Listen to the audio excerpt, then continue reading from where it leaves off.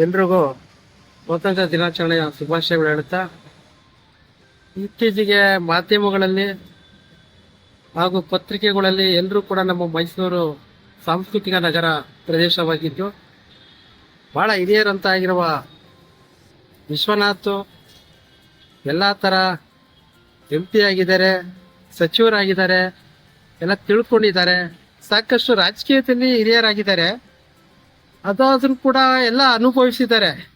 ಅದನ್ನ ಇವರು ಈಗ ಎಲ್ಲರ ಜೊತೆ ಅವರು ಬೇರ್ಕೊಂಡು ಕೆಲಸ ಕಾರ್ಯಗಳು ಈಗೆಲ್ಲ ಈಗ ಮಾಡ್ರಪ್ಪ ಒಂದು ಸಲಹೆ ಕೊಡಬೇಕು. ಹೊತ್ತು ರಾಜಕೀಯ ಕ್ಷೇತ್ರದಲ್ಲಿ ಸಿದ್ದರಾಮಯ್ಯ ಅವ್ರು ಬಂದಾಗ ಅವಶ್ಯಕತೆಗಳನ್ನ ಪಡ್ಕೊಳ್ಳೋದು, ಮತ್ತೆ BJP ಪಕ್ಷದಲ್ಲಿ ಇಟ್ಕೊಂಡು ಅವ್ರಿಗೂ ಬೈಯೋದು, ಸ್ವಂತ ಪಕ್ಷಕ್ಕೂ ಬೈಯೋದು, ಈ ಕಡೆನೂ ಬೈಯೋದು.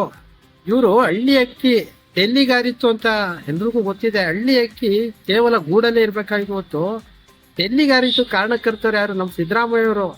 ಕೆಂಪು ಕೋಟೆ ಕುತ್ಕೊಳಕ್ಕೆ ಯಾರು? ಸಿದ್ದರಾಮಯ್ಯ ಕಾರಣವರು. ಅವತ್ತಿನ ಕಾಲದಲ್ಲಿ ಸಿದ್ದರಾಮಯ್ಯ ಅವರು ಟಿಕೆಟ್ ಕೊಟ್ಟು ಮೈಸೂರಲ್ಲಿ ಎಲ್ಲರೂ ಕೂಡ ಓಟ್ ಹಾಕಿ ಗೆಲ್ಸಿರೋಂಥವ್ರು. ಒಂದು ಸಮಾಜದಲ್ಲಿ ಹಿರಿಯವರಾಗಿದ್ದವರು ಡಾಕ್ಟರ್ ಯತೀಂದ್ರ ಸಿದ್ದರಾಮಯ್ಯನವರು ಡಾಕ್ಟರ್ ಪದವಿ ನಿಂತ್ಕೊಂಡು ಅವರು ನಾನಾ ಥರ ಹುದ್ದೆಗಳಲ್ಲಿ ಕೆಲಸ ಮಾಡ್ಕೊಂಡು ಅನುಭವ ಇರೋಂಥವ್ರಿಗೆ ಪೆದ್ದು ಮುಂಡೆದು ಹುಚ್ಚು ಮುಂಡೆದು ಅಂತ ಹೇಳ್ತಾರಲ್ಲ, ಅವ್ರೊಬ್ರು ಮಗ ಸಮಾನ. ಯತೀಂದ್ರ ಸಿದ್ದರಾಮಯ್ಯ ಅವರು ಮಗನ ಸಮಾನ. ಮೈಸೂರಿಂದ ಹಿಡಿದು ಬೆಳಗಾವಿ, ರಾಯಚೂರು ಪ್ರತಿಯೊಂದು ಎಲ್ಲ ಕಡೆ ಕೂಡ ಅವರು ಕ್ಷೇತ್ರಗಳನ್ನೆಲ್ಲ ಓಡಾಡಿಕೊಂಡು ಕೆಲಸ ಮಾಡಿಕೊಂಡು ಅಭಿವೃದ್ಧಿ ಪಡಿಸ್ಕೊಂಡು ಎಲ್ರಿಗೂ ಕೆಲಸ ಕಾರ್ಯ ಮಾಡಿಕೊಡ್ತಾ ಇದ್ದಾರೆ. ವಿಶ್ವನಾಥ್ ಅವ್ರಿಗೆ ಯಾಕೆ ಈ ಥರ ಹೊಟ್ಟೆ ಕಿಸ್ಪಡ್ತಾ ಇದ್ದಾರೆ? ಇವ್ರ ವಯಸ್ಸಿಗೆ ಗೌರವ ಎಲ್ಲ ಸಿಗಲ್ಲ, ಮತ್ತು ಇವ್ರ ವಯಸ್ಸಿಗೆ ಘನತೆ ಸಿಗಲ್ಲ.